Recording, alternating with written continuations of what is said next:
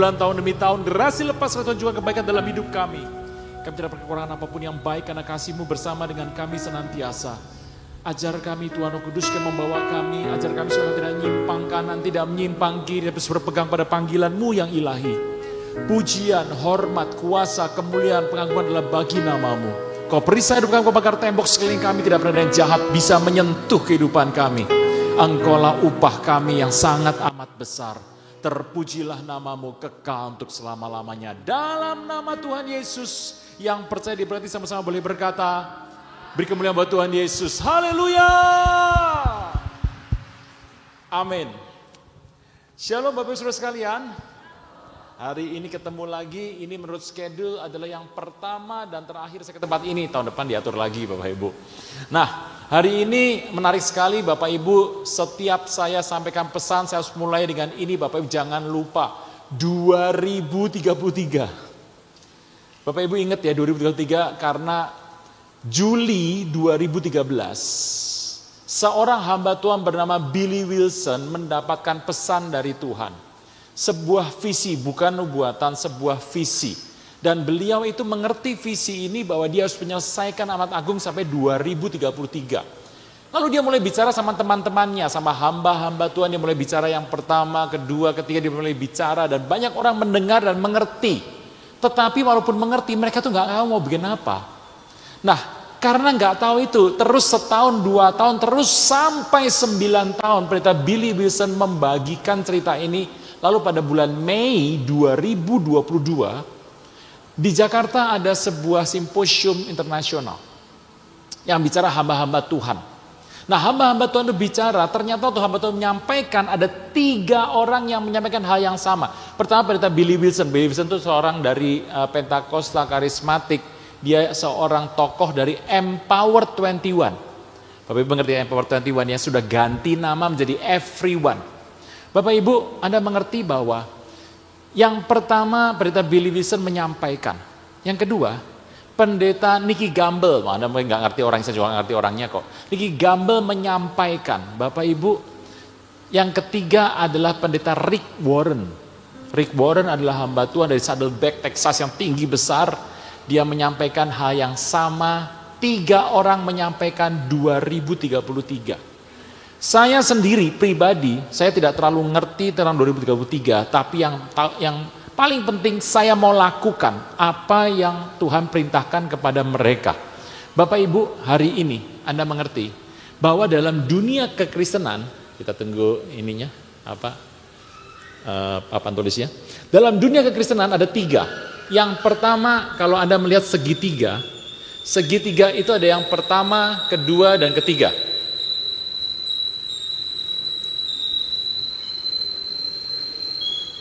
Oke.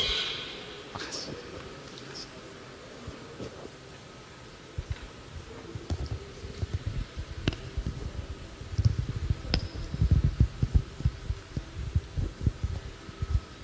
Wah, baru. Sebentar Bapak Ibu.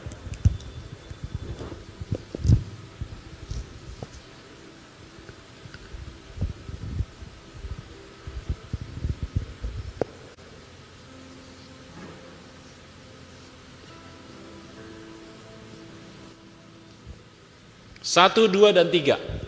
Yang pertama Bapak Ibu, Anda mengerti, itu adalah topik yang terpenting dalam dunia Kristen. Misalnya Yesus Tuhan. Yesus adalah Tuhan, adalah dasar dari semua gereja sedunia. Yang penting lagi apa? Bapa adalah Allah. Roh Kudus adalah Allah. Baptisan itu penting. Perjamuan kudus itu penting. Bapak Ibu kalau bicara hal yang saya ucapkan tadi, Bapak Ibu mengerti bahwa topik itu merupakan topik yang memenuhi seluruh gereja di muka bumi. Ini topik nomor 1 tuh. Anda bilang baptisan penting Bapak Ibu. Saya mau tanya, baptisan cara apa yang penting? Anda mau bilang di sini bahwa kalau tidak dibaptis selam pasti tidak selamat? Saya percaya selam. Anda juga percaya selam. Tapi apa Anda mau berani bilang bahwa yang tidak selam pasti neraka? Tidak tahu Bapak Ibu. Nah, itu nomor 2. Yang nomor 3, contohnya adalah akhir zaman. Bapak Ibu, saya sudah bicara di sini beberapa kali, sudah 3 kali kalau saya ini yang keempat. 3 kali saya bicara. Ini ketiga Bapak Ibu. Saya sudah bicara tentang akhir zaman, dan akhir zaman itu banyak sekali tipenya seperti ini.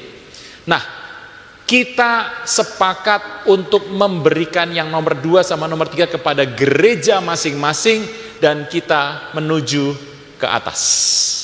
Bapak Ibu, topik ini penting. 2033 adalah topik yang penting untuk Anda selesaikan amanat agung, menjadi penginjil-penginjil di akhir zaman.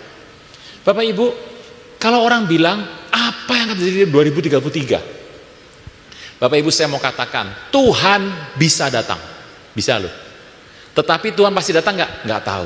Tapi Tuhan bisa datang. Bapak Ibu, Anda mengerti bahwa tahun 2033 adalah merupakan satu tonggak yang kita sepakati bersama. Kalau nanti Tuhan belum datang, ya tambahkan lagi 34, 35, sampai 40.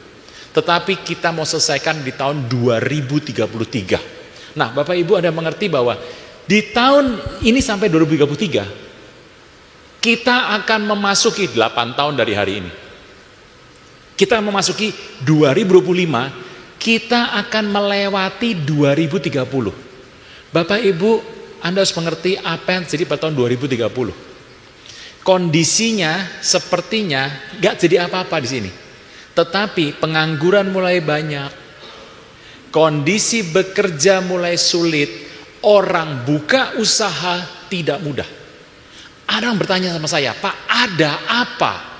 Pertama, memang orang-orang yang memiliki dana ngerem dananya. Nah, dari tahun 2025 sampai 2030 yang terjadi adalah Great Reset.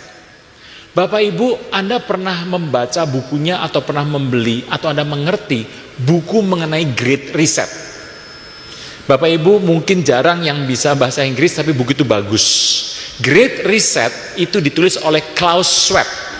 Klaus Schwab itu adalah tokoh besar yang sekarang sudah dipenjara karena korupsi.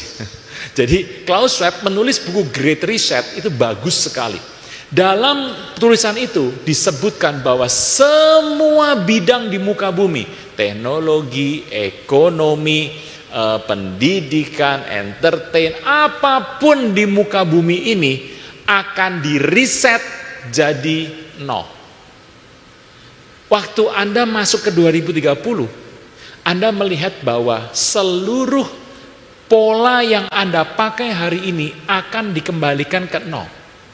Bapak Ibu, satu perkataan Presiden Prabowo, kalau Anda masih ingat waktu lagi bertanding dengan Pak Jokowi di masa lalu.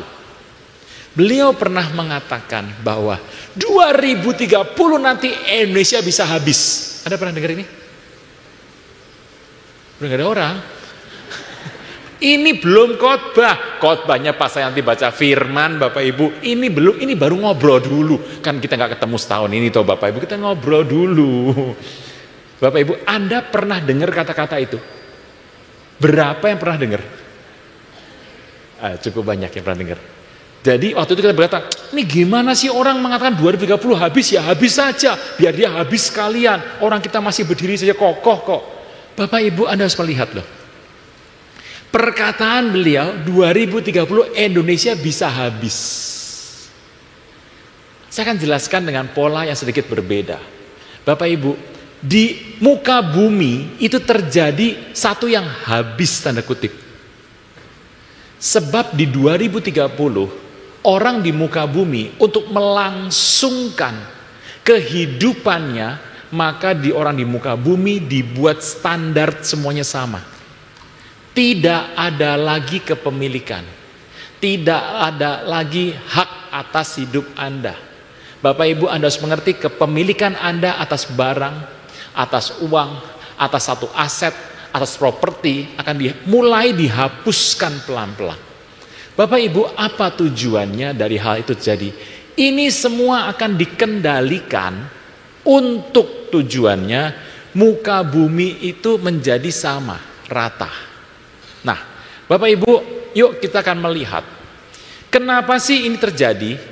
Kalau Bapak Ibu melihat peperangan di muka bumi, ini ada perang Thailand sama Kamboja ya Bapak Ibu ya. Thailand Kamboja sudah damai. gara-gara Amerika telepon gitu ya. Kalau ribut terus, gara-gara ribut kasih tarif loh, oh takut mereka semua nyerah, damai. Yang kedua, India dan Pakistan, sudah damai India Pakistan, tapi hari ini ribut lagi, tapi baru sedikit saja kondisinya. Bapak Ibu, Rusia dan Ukraina belum selesai, ditambah Israel dan Hamas. Hamasnya disikat, Hamas di Mesir disikat, Hamas di Libanon disikat, Hizbullah di Suriah disikat, Iran dihajar, itu kembali di Israel peperangan seperti itu. Bapak Ibu, kalau Anda melihat peperangan ini, Anda harus mengerti sebetulnya apa yang sedang terjadi. Saya akan mulai dari seorang tokoh bernama Donald Trump. Donald Trump itu terpilih kembali menjadi presiden. Dan dia itu sampai 2028. Donald Trump. 2028 ini adalah merupakan tahap penting. Karena sampai sana saya nggak ngerti apakah dia bisa naik lagi atau tidak. Tapi dia sedang menyusun di belakangnya beberapa orang dari kalangannya dia supaya bisa menggantikan. Karena calon pengganti dari Partai Demokrat belum kelihatan, Bapak Ibu. Donald Trump adalah presiden dari Partai Republik. Nah, Donald Trump itu naik, kemudian dia menjanjikan banyak hal mengenai kondisi negara yang baik dan kondisinya bagus. Amerika waktu Donald Trump naik, kondisinya adalah pertama, dia melihat keuangan Amerika sudah terlalu parah. Anda mengerti di Indonesia itu dolar, sekarang dolar itu harganya 16.200 kira-kira. 16.300 atau 200 turun tuh. 16.200. Di Indonesia memang masih bagus. Tetapi kalau Anda mengerti hutang Amerika itu tenang.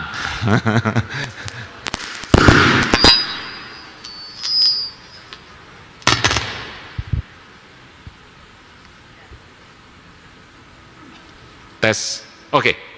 Bapak Ibu, Donald Trump itu mengatakan bahwa kondisi keuangan ini problem Amerika. Pertama, hutangnya Amerika itu terbesar di muka bumi. Hutang yang banyak itu bagaimana cara membayarnya? Pertama, Amerika cetak uang. Jadi dolar dicetak terus itu dibayar. Nah, kondisi itu membuat dolar semakin jatuh tuh nilai dolar. Anda bayangkan Indonesia ya, Indonesia itu beda. Jatuh tuh nilai dolar jatuh. Nah, satu itu. Kedua, apabila hari ini terjadi perang dunia, Amerika dimusuhi semua negara dan diperang, kondisinya kemungkinan besar Amerika bisa kalah. Kenapa? Karena produksi untuk menyuplai tentara Amerika tidak ada. Bapak Ibu tahu perang dunia kedua, itu kenapa Amerika bisa menang? Kenapa Amerika bisa berjaya? Karena ada produk misalnya mobil, produk helikopter. Itu waktu dalam perang mereka mengganti produksinya, menyokong perang. Jadi peralatan-peralatan kendaraan dipakai untuk mencetak kendaraan-kendaraan perang. Mobil-mobil diganti untuk mencetak kendaraan-kendaraan untuk perang. Dan itu berhasil menopang Amerika. Tetapi hari ini industri itu sudah tidak sedemikian besar. Bapak Ibu, saya mau tanya, mobil Eropa, Amerika apa yang besar di Asia? Tidak ada. Bapak Ibu Anda tahu ya, jadi kondisinya tidak mungkin. Karena perusahaan di Amerika kebanyakan sekarang sudah perusahaan jasa. Perusahaan keuangan. Perusahaan-perusahaan bukan lagi manufaktur. Di Amerika perusahaan manufaktur sudah mulai berkurang. Orang-orang di Amerika mencari dari luar.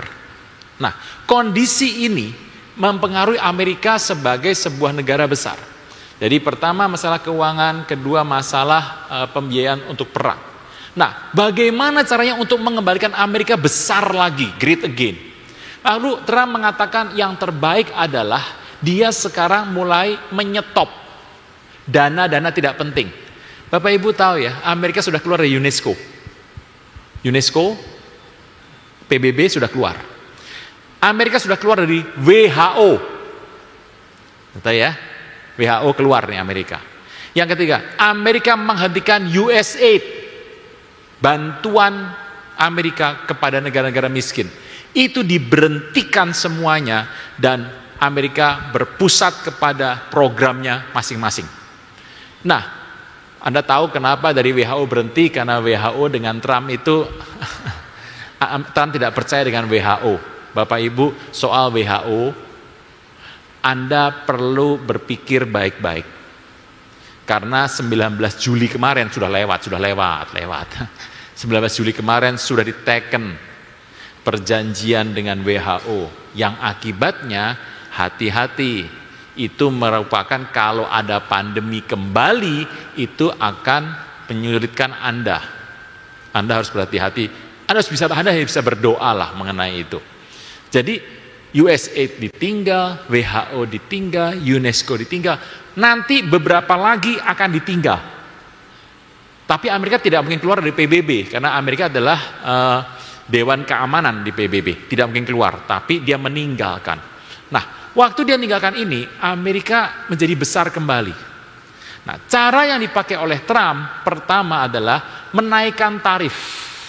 Tarif perdagangan dikenakan kepada musuh dan teman. Musuh dan teman dikenakan tarif. Bapak Ibu, ini Israel itu mendapat untung besar karena Anda tahu bahwa Amerika berdiri karena Israel. Jadi Israel itu tidak kena apa-apa. Misalnya negara Kanada, Inggris, Perancis itu kena, teman-teman baik tuh kena. Apalagi China dan Indonesia gitu ya. Kena juga. Jadi musuh kena, teman juga kena. Nah, semua negara ribut waktu dikenakan tarif. Karena tarif itu biasanya 10%. Bapak Ibu, setelah kena ini, kemudian Kamboja dan Thailand waktu itu pergi ke Amerika dan meminta supaya nego lah. Dan kemudian Trump berkata, oke, kamu bagus ya sudah, gak usah. Kembali nol. Indonesia juga.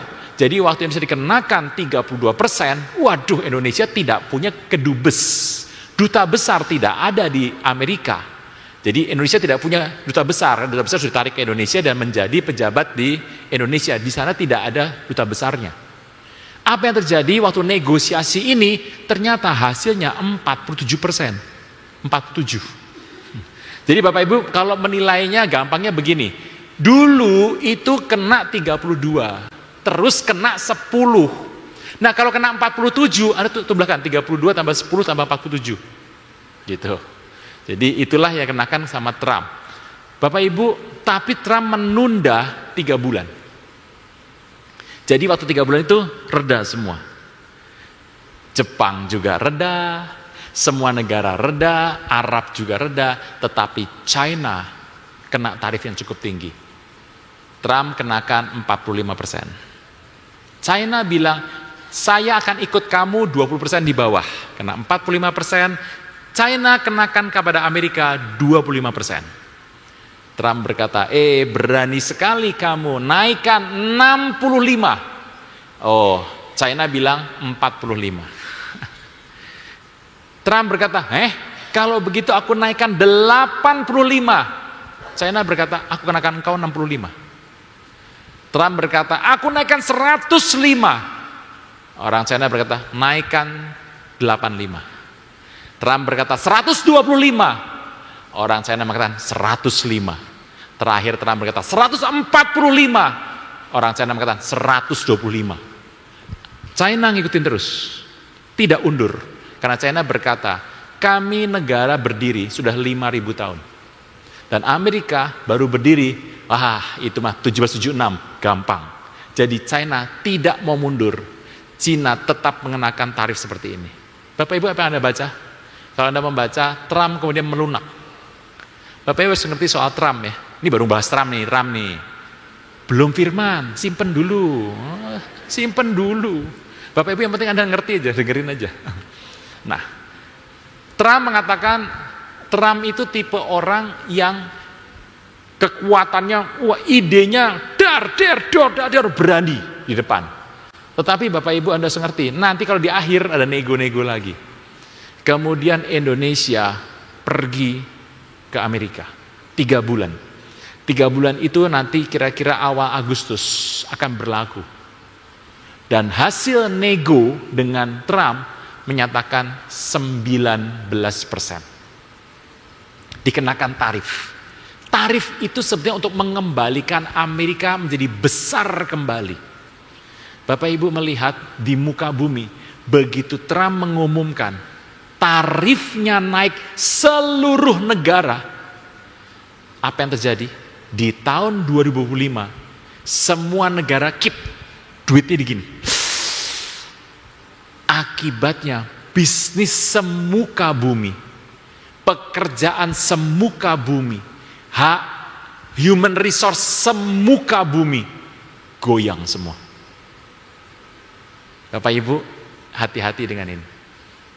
Tetapi kalau Anda jadi orang Amerika, Anda pasti senang kok. Anda pasti senang lihat kondisi ini. Bapak Ibu, Trump ingin mengatakan orang-orang Meksiko keluar. Bahkan orang yang kuliah di Harvard keluar. Lah gimana coba? Orang-orang yang mendapatkan mau kuliah ke sana, tolakin semua. Sampai ke pengadilan Trump ngotot bahwa itu harus keluar. Jadi orang-orang dari sisi-sisi dari Meksiko mau masuk ilegal. Orang Amerika perlu orang ilegal untuk kerja di rumah tangga. Tetapi itu ilegal. Dan itu sama Trump dibatasi. Karena Trump mengatakan Amerika harus kembali menjadi negara yang nomor 1. Bapak Ibu, ini penting nih. Tarif dikenakan dan semua kondisinya membuat Amerika itu benar dan bagus. Bapak Ibu, kalau Anda berusia di atas 50 tahun, Anda orang Amerika, Anda pasti setuju dengan Trump. Tapi bagaimanapun sulit gitu ya. Nah, Trump waktu dia membuat ini, dia mengatakan, aku akan membuat Stargate. Bisa dipasangkan Stargate. Kita nonton sebentar, bukan ini, yang videonya. Ya, oke, pasang suaranya. So my first day back from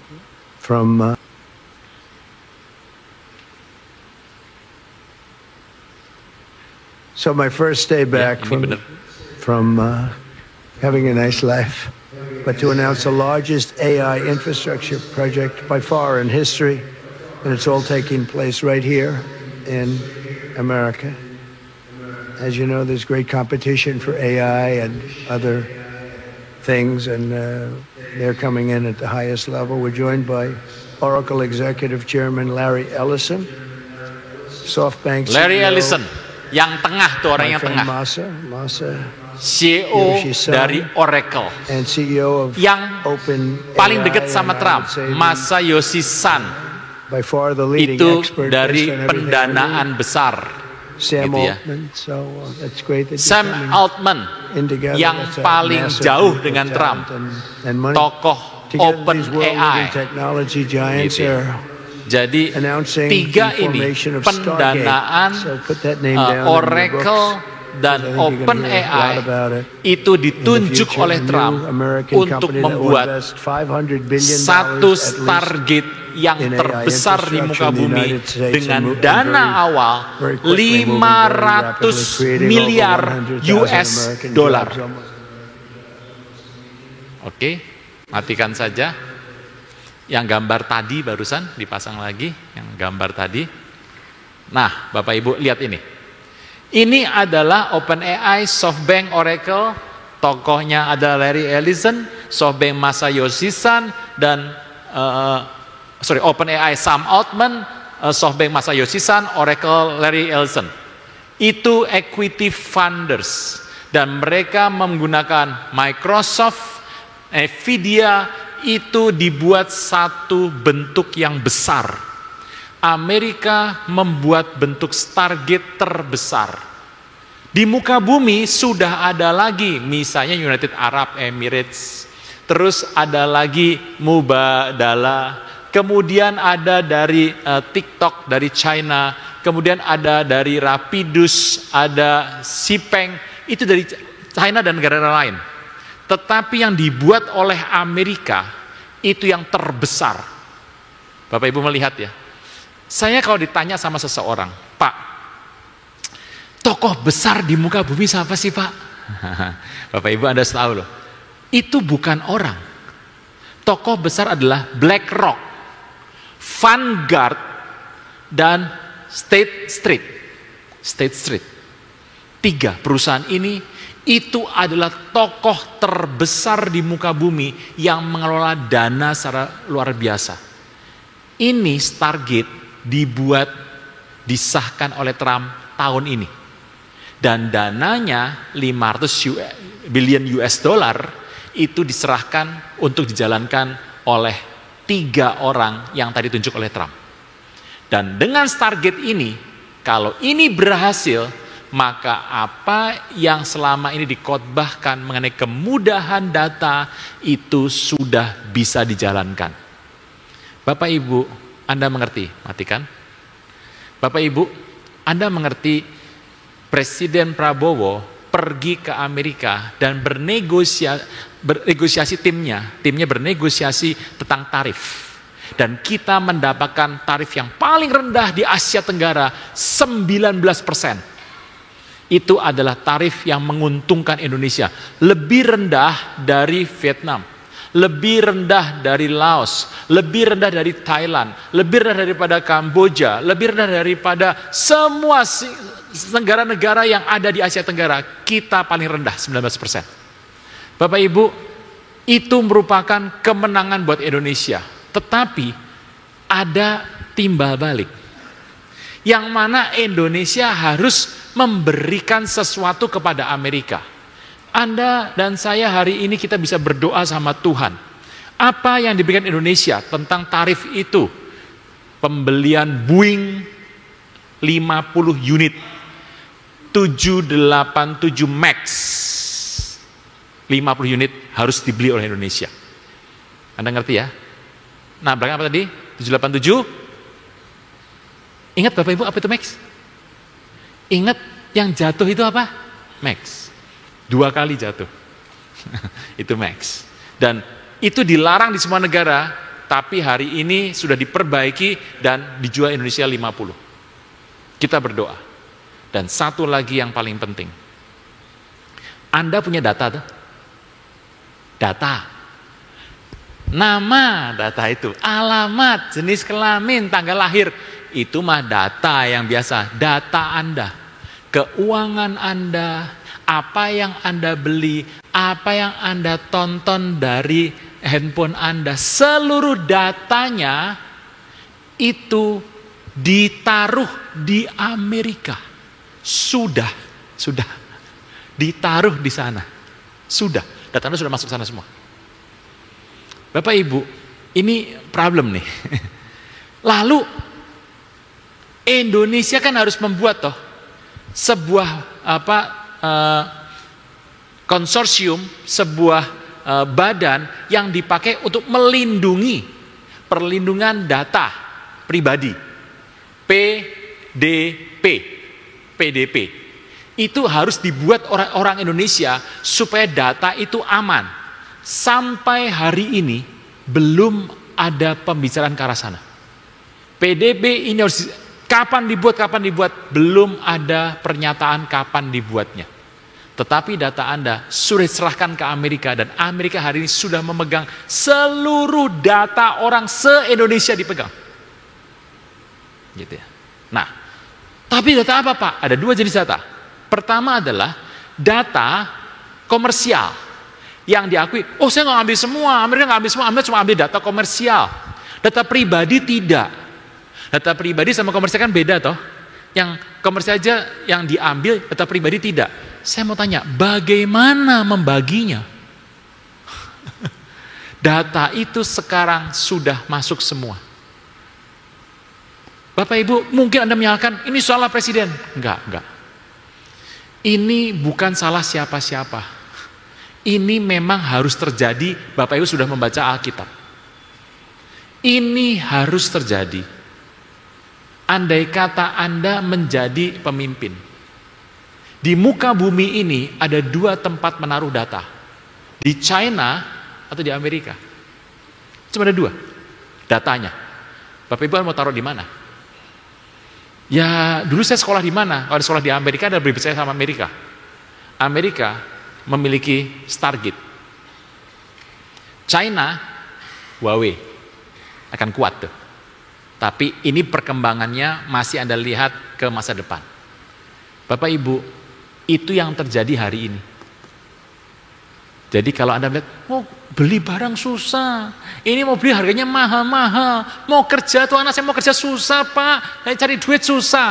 Anda mengerti, kondisi di muka bumi ini sebenarnya tidak jadi apa-apa.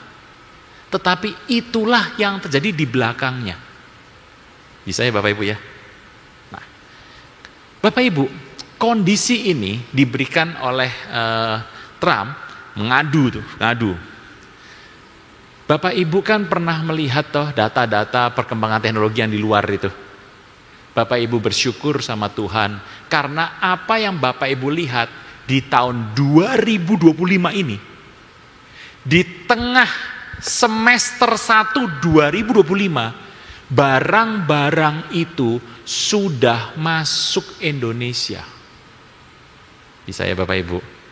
Contoh saya mau katakan, Bapak Ibu tahu kepolisian, polisi tahu kepolisian? Waktu itu jalan polisi baris, ada binatang yang dari robot jalan, Bapak Ibu tahu?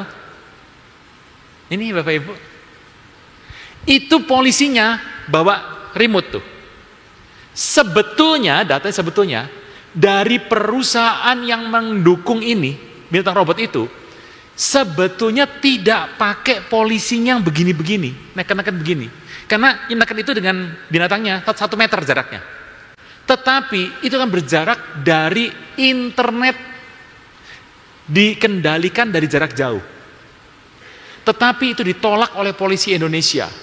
Polisi mengatakan tidak boleh, karena takut nanti keamanannya nggak bisa dipegang. Gitu. Jadi binatang itu bisa bergerak, robotnya bisa bergerak dengan kendali dari tangan. Gitu, Bapak Ibu melihat ya, ini robotnya. Gambar kedua. Ah itu. Ini sudah di Indonesia ini. Ini polisi yang pakai kok. Anda tanya, berapa Pak harganya? Murah, nggak bayar. Karena ini masih coba-coba, nggak bayar Bapak Ibu. Tapi Anda mengerti bahwa ini sudah masuk di Indonesia berapa ininya, tipe-tipenya sudah masuk. Nah, ini sudah jalan di dalam bentuk yang tidak muncul di lapangan. Bapak Ibu, Anda mengerti bahwa ini masuk Indonesia dengan cepat. Anda mengerti bahwa inilah yang dimaksud dengan selama ini kita bicara perkembangan dunia. Bisa ya Bapak Ibu ya? Nah, Bapak Ibu, Anda tahu taksi terbang? Taksi terbang tahu? Gak usah gitu, Raffi Ahmad sudah pakai. Raffi Ahmad sudah pakai.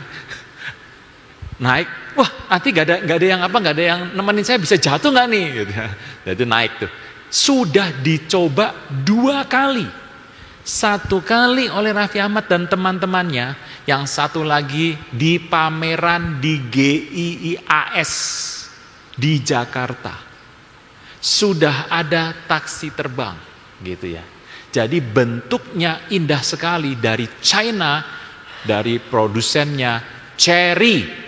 Gitu. Jadi bentuknya bukan seperti ini, tapi bentuknya indah dan bagus banget. Jadi yang kedua jauh lebih indah. Nih seperti ini, baru. Ini Indonesia ini gambarnya. Chery, mau beli dah? Enggak punya duit Pak, ya sudah jangan. Ini gambarnya. Dengan mudah saja itu mulai masuk. Bapak Ibu, kondisi ini Anda harus berdoa. Kondisi di muka bumi, apa yang sudah dikhotbahkan dari sejak dahulu, Anda sudah melihat, wah ini rame ya, sudah ada barang di Indonesia. Barang-barang ini di Indonesia ada, itu karena hubungan baik Indonesia. Matikan. Bapak Ibu, negara paling aman di muka bumi mana sih? Anda mau bilang Swedia, oke. Mana lagi yang aman? Finlandia, oke. Indonesia aman? Aman Indonesia. Kita itu masalahnya cuma sama internal gotok-gotokan, waduh, Anda tahu ada masalah di Cidahu gitu ya, ada masalah di Padang tuh, itu ribut-ribut tuh, wah itu rame antar orang gitu. gebuk-gebukan, dua gebuk-gebukan. Jadi masalah internal. Tetapi masalah di Indonesia bukan eksternal. Saya pernah katakan sama Anda Bapak Ibu bahwa ini Indonesia nih.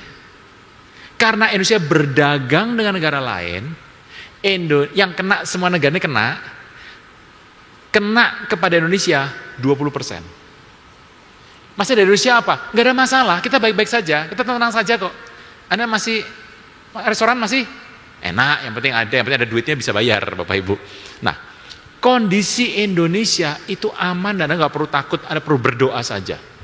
Indonesia itu bergabung dengan BRICS, Brazil, Rusia, India, China, tambah Indonesia, BRICI, yaitu Indonesia. BRICI Indonesia. Indonesia bergabung dengan mereka. Dan apa yang dibuat oleh BRICS? BRICS membuat mata uang untuk melawan dolar. BRICS membuat. Jadi BRICS itu mengumpulkan orang supaya mereka bersatu dan melawan dolar Amerika. Tapi kok dolar harganya tetap kuat, nggak jatuh Pak? Ya karena Indonesia begitu ya. Jadi itu dibuat dan mata uang itu sudah ada. Tapi mau beredar itu dibutuhkan sebuah gubernur dari Bank Indonesia dan bank-bank lain yang kuat. Masalahnya dalam BRICS ini bahwa tidak bisa mengalahkan the Fed, Federal Reserve, bank sentralnya Amerika. Karena negara BRICS itu bank sentralnya tuh masih kepada diri sendiri gitu. Jadi mau dibuat persatuannya di BRICS. Indonesia gabung sama BRICS, Amerika ngelihat, wah ini mau cari masalah nih. Makanya kena sebuah tarif yang besar. Tapi Indonesia kan Anda tahu, Indonesia tuh nggak mau pihak kiri kanan. Baik sama A, baik sama B toh. Waktu dia berbaik dengan Rusia, Amerika ngelihat, you mau beli minyak dari Rusia ya? You mau bikin uang baru ya? Oh, saya bilang, enggak. Nah kemudian Indonesia datang kepada Trump dan membuat sebuah kondisi. Bapak Ibu, Amerika dirangkul, Rusia dirangkul, pokoknya aman, tentram, Kerto Raharjo, gitu Indonesia tuh begitu. Nah, Bapak Ibu, ini menarik. Waktu dibuat, gitu ya, kondisi. Kalau Anda tanya sama saya, Pak, apakah dengan bergabungnya BRICS besar, apakah itu satu ketika nanti uang dolar bisa jatuh apa enggak? Kalau Anda nggak punya dolar, bodo amat Pak, saya nggak punya dolar gitu. Tapi di sini, saya punya dolar Pak. Nah, karena Anda punya dolar tuh Bapak Ibu. Nggak ada, udah pulang semua. Oke. Jadi gimana Pak, Bapak Ibu? Dolar akan jatuh, tetapi masih jangka panjang. Jangka panjang. Dalam jangka pendek, tetap saja BRICS tidak bisa melawan Amerika, the Fed. Karena apa? Karena BRICS itu adalah negara yang cenderung konsumen. Negara yang melakukan konsumsi bukan produsen. Jadi mau melawan Amerika berat. Tahu ya. Jadi kalau hari ini mungkin berapa tahun? Kalau Anda mau pegang dolar, ini kata saya bukan kata firman, kata saya loh ini. Mau 3-4 tahun lagi pegang dolar saja nggak apa-apa, gitu ya. Tapi kondisinya berubah nih di muka bumi. Saya itu melihat di tahun 2025 sudah seperti ini. 2025 nanti di akhir, terus ke akhir nanti, kondisinya semakin berat. Nah, kondisi semakin berat itu terus akan terjadi. Bapak Ibu, Anda mengerti soal pekerjaan yang paling susah. Pasang tentang pekerjaan, yang pekerjaan ada orang. Ya, oke, besarkan suaranya.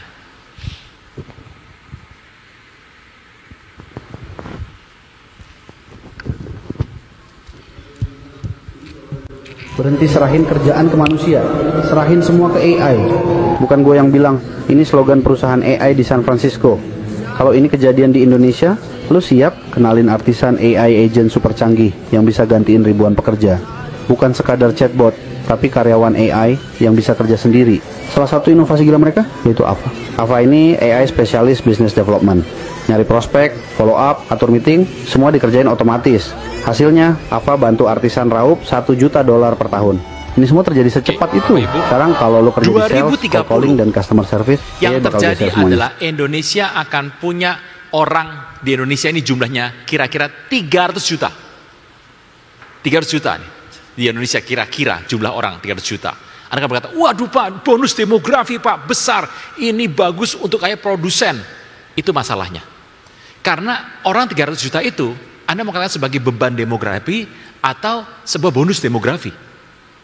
Karena sekarang saja mencari pekerjaan sudah susah. Bapak Ibu kalau Anda punya pekerjaan hari ini, Anda pegang. Ngucap syukur sama Tuhan, sebab Tuhan yang memberikan pada Anda dan saya anugerah untuk hidup di muka bumi. Bapak Ibu, kondisi ini semakin sulit. Jadi semua negara yang orangnya banyak dan cenderung tidak teredukasi, itu akan jadi masalah di dalam.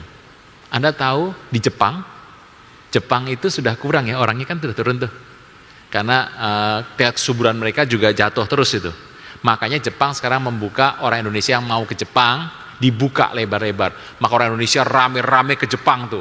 Wah, menjadi tenaga kerja di sana. Tapi sampai di Jepang mereka bikin kekacauan.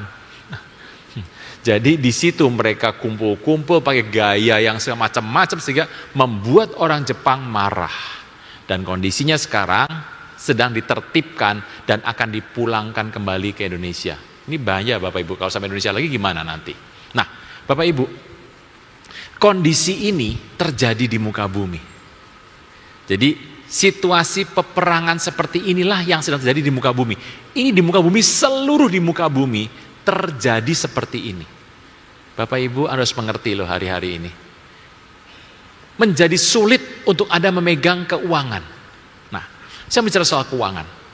Bapak Ibu, Anda mengucap syukur sama Tuhan bahwa keuangan kita akan menuju pada akhirnya gini. Jadi keuangan itu, ini kan akhir zaman kan di sini ya Bapak Ibu nih, akhir zaman. Ini akhir zaman nih. Nih keuangan Anda itu begini. Anda akan mulai dicepit nih, dicepit. Ini menuju ke sana nih. Semakin kebebasan Anda semakin sulit sekarang. Salah satu bukti bahwa Indonesia itu sudah menyerahkan data Anda dan saya ke Amerika, maka Anda akan sebentar lagi di Indonesia ada yang namanya Cortex. Pajak Cortex.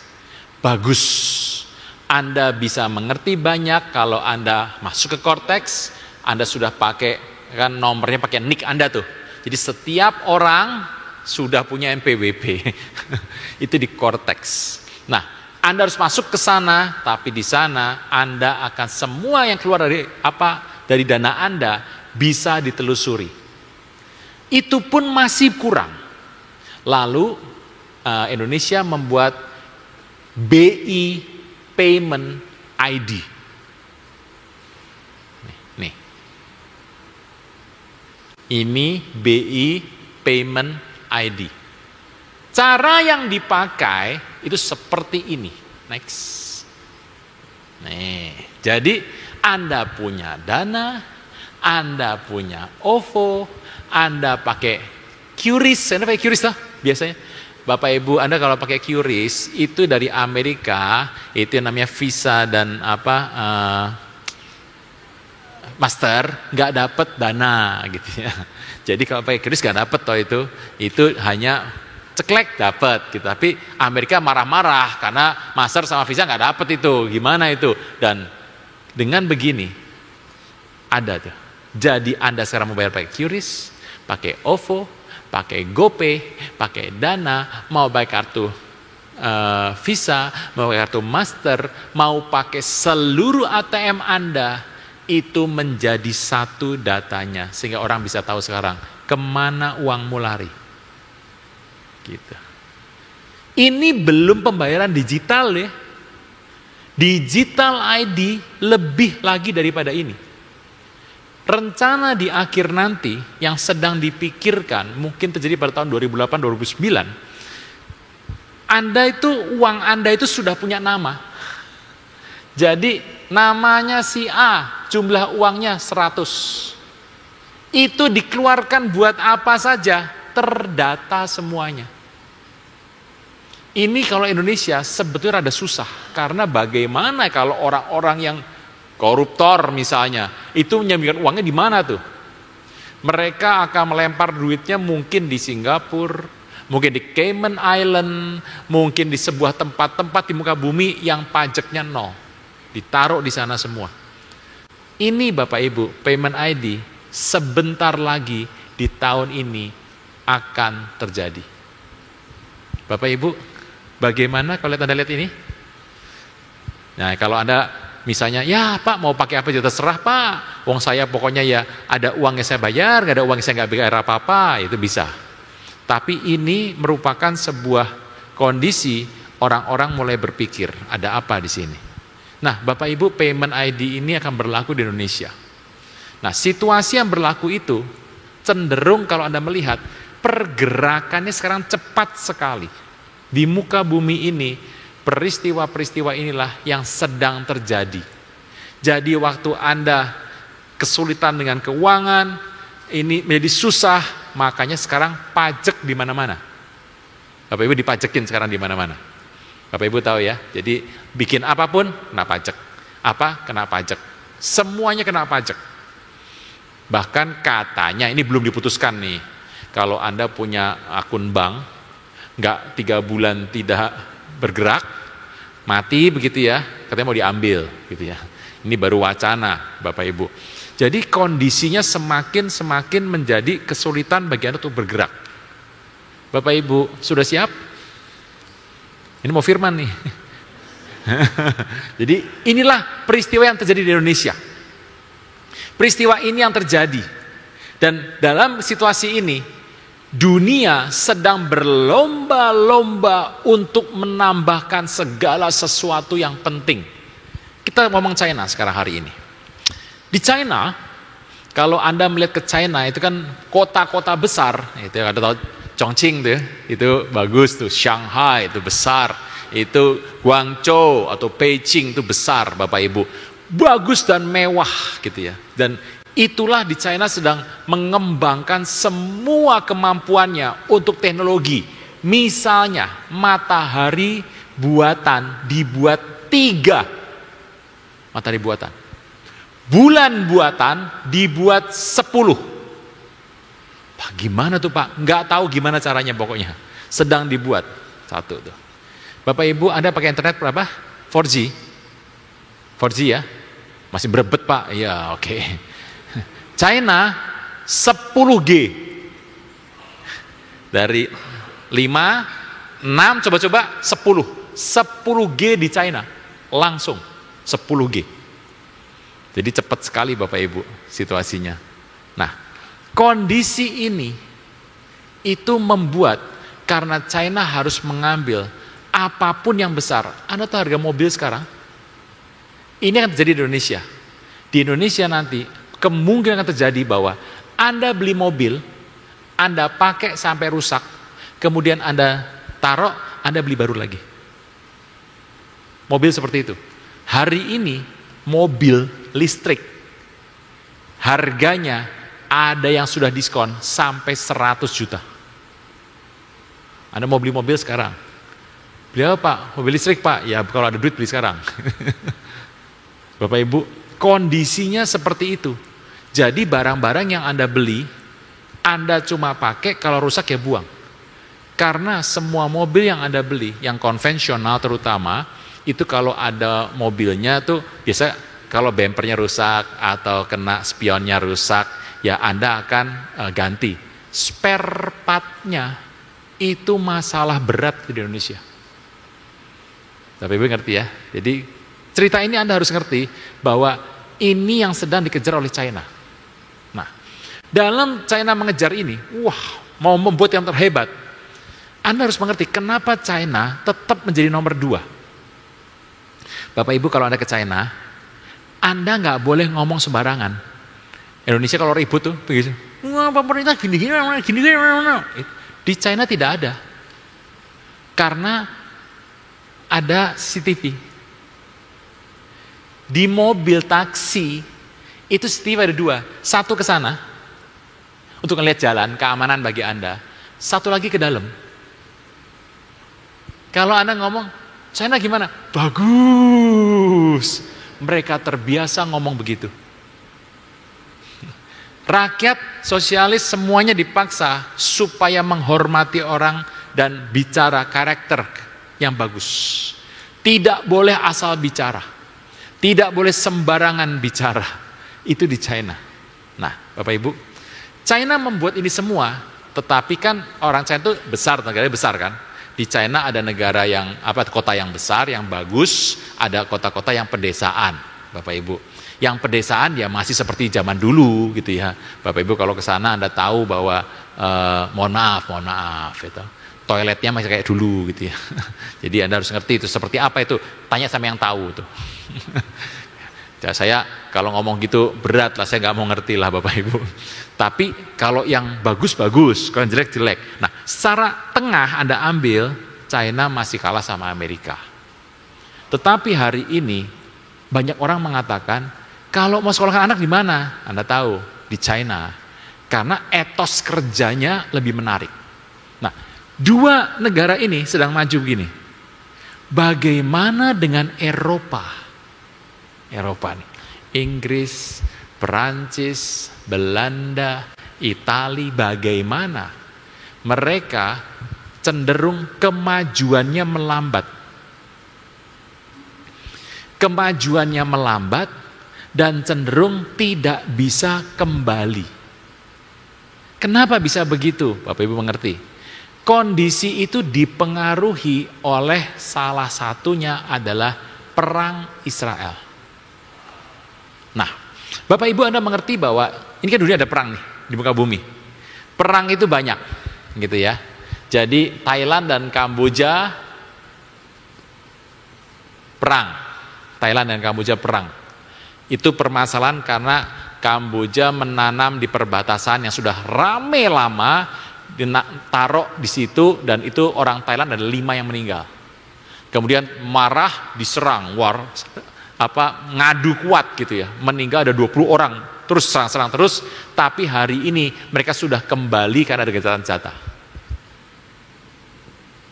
Di Afrika gimana? Afrika mah perang biasa, Afrika perang terus.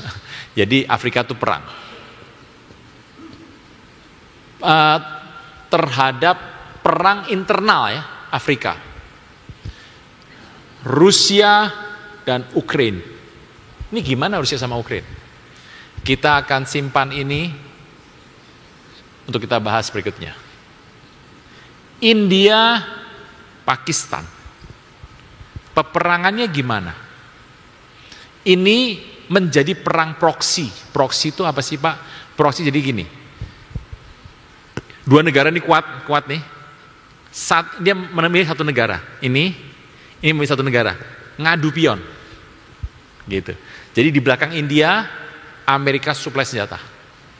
Pakistan, Rusia suplai senjata. Mereka biar berantem aja. Siapa yang untung? Yang jual senjata. Untung tuh jual senjata nih. Nah, Bapak Ibu, yang ini adalah Israel. Bapak Ibu, yuk kita bahas sebentar perang Ukraina. Ukraina sebetulnya adalah, kalau Anda tahu perang Rusia sama Ukraina jadi ribet gini kenapa sih Pak? Dibom aja habis satu. Anda ngertilah, kalau Rusia mau sebetulnya ngebom Ukraina 1 hari selesai. Tetapi kenapa tidak ngebom? Kenapa? Sebab kalau ngebom pakai nuklir cari masalah. Di muka bumi ini sudah ada masalah bahwa orang harus perang pakai rudal saja, tidak boleh pakai rudal nuklir. Karena kalau nuklir sekali dicelung, waduh ribut itu. Ada 9 negara di muka bumi yang punya nuklir. Amerika, Rusia, China, Inggris, Perancis. India, Pakistan, Israel, Korea Utara. Gitu ya. Jadi siapa dari negara-negara ini yang harus Anda lihat dan pelan-pelan ini siapa? Bapak Ibu, saya melihat ke Korea Utara. Kenapa? Negaranya paling miskin. Tetapi persenjataannya paling kuat. Dan itu, waduh, ngeri. Kalau disorok-sorok sedikit, tiba-tiba ngebom, blung, waduh ribut itu semuanya. Korea Utara Anda lihat ya. Nah, Ukraina sama Rusia itu perang berkelanjutan. Rusia tidak mau ngalah untuk permintaan Ukraina yang mau terima, Ukraina juga tidak mau terima. Dan Ukraina meminta bantuan dari Eropa sampai hari ini. Tapi kalau saya melihat peristiwa perang antara Rusia dan Ukraina itu akan berkepanjangan, panjang sekali. Trump hari ini sudah mengatakan, saya kasih waktu 10 hari ya untuk Rusia menyerah dan Rusia menghentikan gencatan senjata. Kalau tidak, hati-hati, kata Trump. Tetapi Bapak Ibu tahu ucapan Trump itu cuma kuat di awal saja, gitu. Nah, Rusia itu marah besar dengan Ukraina. Ukraina lebih marah lagi, tapi dibantu dengan persenjataan dari Eropa. Perang Ukraina itu adalah perang antara Eropa dan Rusia. Bapak Ibu mengerti bahwa perang itu sama-sama kuat. Tetapi di belakangnya, Bapak Ibu harus mengerti, itu ada Putin sama Trump yang bersahabat. Jadi Ukraina dan Rusia menurut saya tidak akan cepat selesai. Kondisinya terus berkepanjangan. Bapak Ibu akan mengerti perang Israel. Kalau Israel menghajar Hamas, Bapak Ibu tahu Hamas ya. Di dunia itu ada 57 negara penghasil minyak. 57 negara OPEC, 57 negara. Dari 57 itu, 14 negara masih melakukan dagang dengan Israel. Indonesia itu dagang sama Israel, dagang. Negara itu masih dagang sama Israel, masih dagang. Tetapi dari 57 negara itu, hanya ada satu negara yang mengatakan, kami nggak mau dagang sama Israel, kami tidak mau berhubungan sama Israel, kami ingin melihat Israel dihapus dari peta dunia. Negara itu adalah Iran. Iran kalau Anda melihat di Alkitab, teman baik sama Israel. Bahkan Anda mengerti bahwa satu ketika waktu bait suci kedua mau dibangun, itu disuruh oleh raja dari Persia. Apa itu ya? Kemudian Anda mengerti juga Esther dan Mordekai yang buat kitab Esther, itu kuburannya berdua itu ada di Iran. Persia. Persia punya teman yang baik semasa itu. Dan dalam peperangan itu, kondisinya seperti berteman baik dengan Israel. Terus berteman sampai di abad ke-20, tahun 1979. Dalam peristiwa 79, hari itu yang menjadi tokohnya Iran, Anda tahu Iran di masa lalu itu ya seperti orang-orang barat. Persis orang barat sama orang Iran tuh mirip tuh. Tidak memakai kerudung, kondisinya baik dan semuanya baik, mobil biasa-biasa saja, tetapi yang menjadi pemimpin adalah Syah Iran. Syah Iran itu teman baik dengan Amerika. Karena teman baik, nah Syah Iran ini korupsi. Karena itu rakyat tidak mau pro lagi sama Syah Iran. Pada tahun 79, Syah Iran digulingkan dan dia lari. Dan kemudian dari Perancis pulanglah Khomeini. Dan Khomeini itu menguasai Iran 1979 sampai beliau wafat. Dan hari itu dia mengatakan, hari ini Israel akan dihapus dari peta muka bumi. Kami gak mau lagi ketemu Israel. Kami gak mau dagang sama Israel. Kami akan berubah dan Iran berubah menjadi negara yang seperti hari ini. Kalau Anda mengerti, sebetulnya Iran gak punya teman loh. Kalau kondisi damai-damai saja, di muka bumi damai ini, belum khotbah loh Bapak Ibu. Belum khotbah, nanti dulu. Yang telat datang belakang nggak apa-apa gitu. Belum khotbah kok. Iran itu adalah teman satu perkumpulan dengan orang Rusia. Tapi tahu ya, Rusia kenapa teman sama Iran ya? Iran itu tidak punya teman di wilayahnya. Kalau Israel ngebom Iran nih, belum. Kenapa Arab Saudi nggak bantu? Kenapa Uni Emirat Arab nggak bantu? Bahrain di mana? Qatar di mana? Yaman saja yang cenderung bikin ulah di sana terus nggak bantu. Jadi mereka tuh gini, mereka tidak berteman dengan Iran, tapi mereka kata, oh Israel sama Iran ribut ya biar aja ribut gitu. Dalam kondisi damai, wilayah Iran itu adalah musuh bersama orang-orang di Timur Tengah. Anda tahu karena apa? Karena urusan agama. Iran itu musuh bersama. Jadi tidak ada negara yang mau membantu Iran atau Israel musuh. Iran juga musuh ribut ya sudah biarin aja musuh ribut. Nah, Bapak Ibu, Iran mengerti bahwa untuk dia menghabisi Israel, dia perlu membiayai orang-orang yang memberontak di negara-negara. Lalu dia mulai membiayai Hamas di Mesir. Dia mulai membiayai Libanon, ya ada emas kecil Libanon. Suriah ada Hizbullah kasih. Lalu semua negara kecuali Yordania. Yordania itu adalah negara di samping samping kiri dari Israel. Sebetulnya kalau membaca Alkitab, orang-orang yang ada di Yordania itu ya orang Israel dulunya. Dari suku Ruben, suku Manasye yang setengah ada di situ ya. Jadi itu berkembang di sana. Apa yang terjadi? Dibiayai oleh Iran. Semuanya dibiayai oleh Iran. Untuk ngepung Israel. Apa bukti saya ngomong begini? Satu, Bapak Ibu tahu di Suriah, di Syria, istana presiden tuh, di sebelahnya adalah sebelahnya adalah kantornya Menteri Pertahanan Syria, dibom sama Israel. Ini istana presiden tuh, di sampingnya kantor Menteri Pertahanan. Dibom, boom. Pertanyaannya, apakah Syria membalas? Tidak. Anda tahu Israel ribut sama Libanon nih, disikat, dirudal sama Israel. Apakah Libanon membalas? Tidak. Hamas yang ada di Mesir, di bagian Mesir yang ujung tuh, dihajar sama Israel. Apakah Mesir kemudian jadi berantem sama Israel? Tidak. Gitu ya. Jadi kondisi ini itu seperti kenapa ada apa? Sebab setiap kali Israel menghajar Iran, dia mengatakan targetnya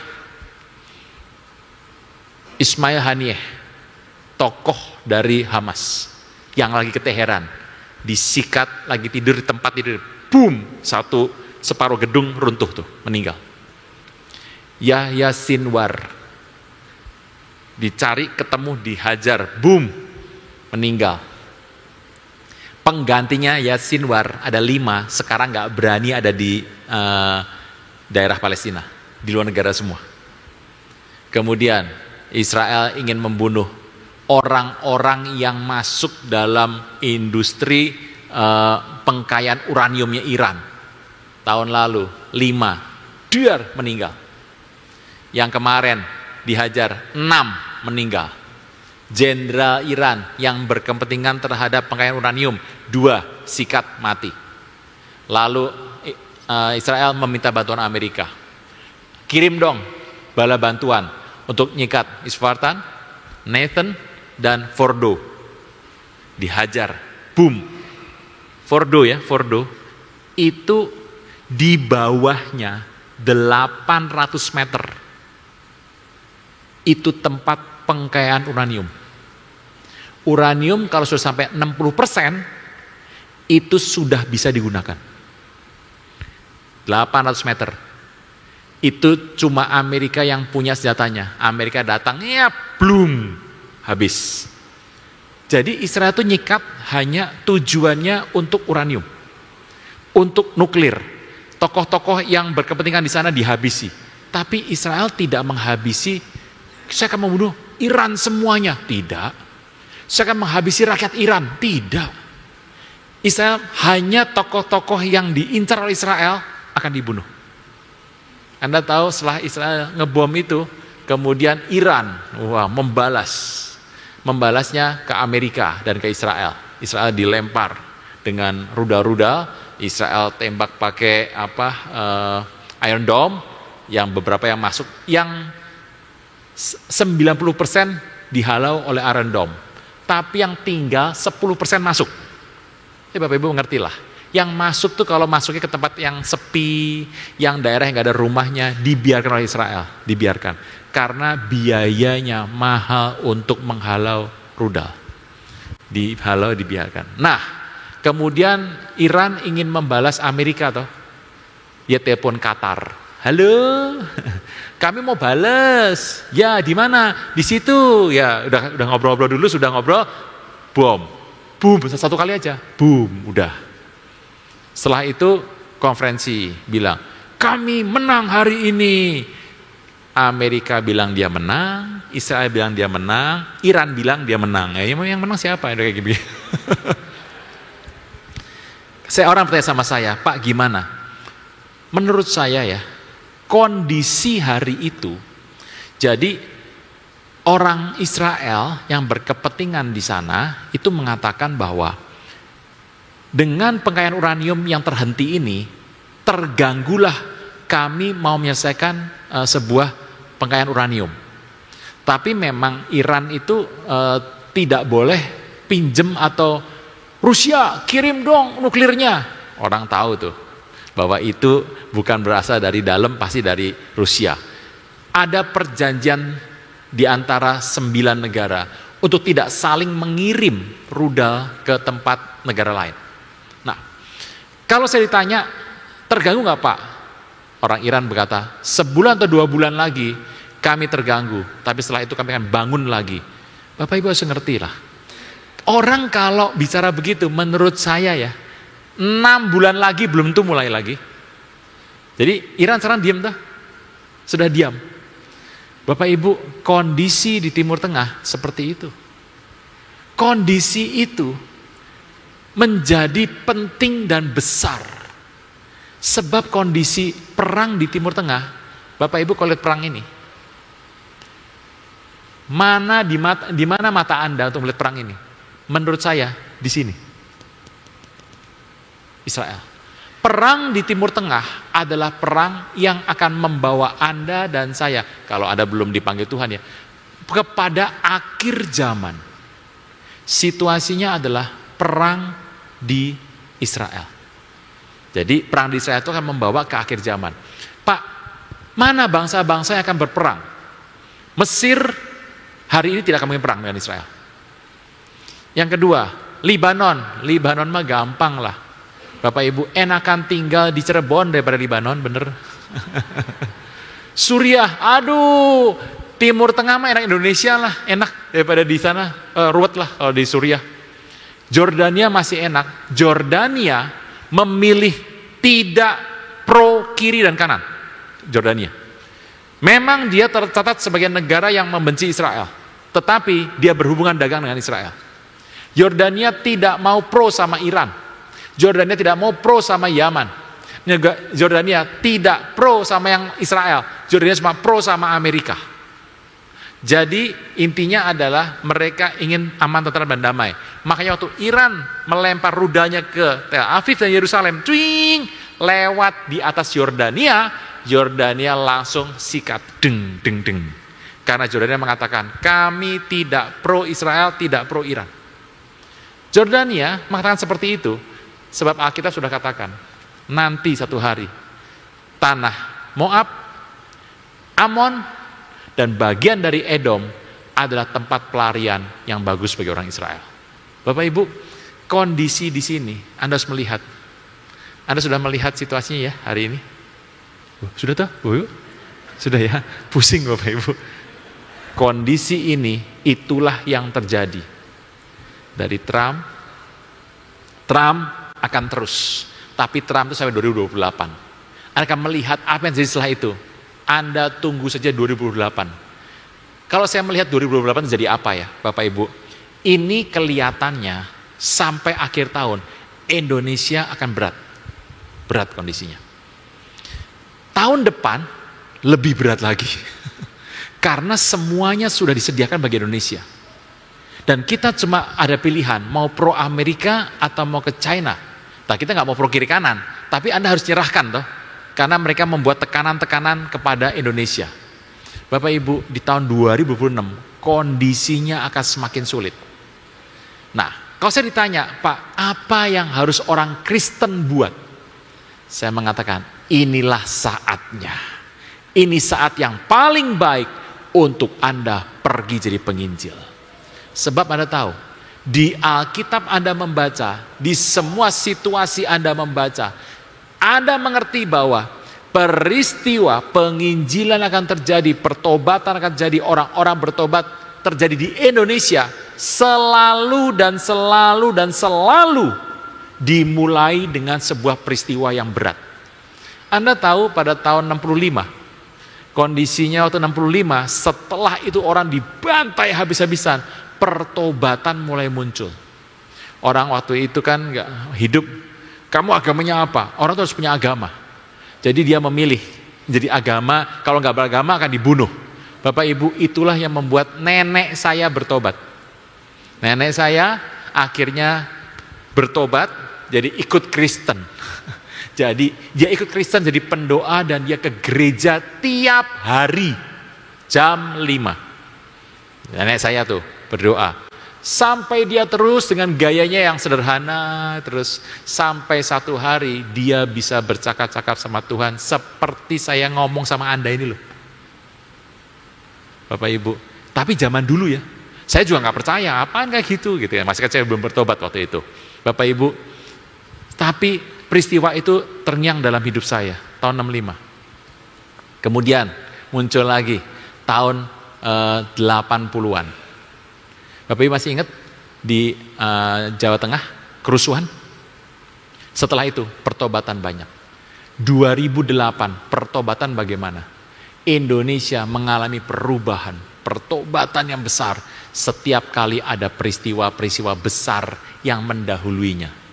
Dan hari ini, di tahun ini, Anda sedang melihat sebuah jalan ke tahun 2030.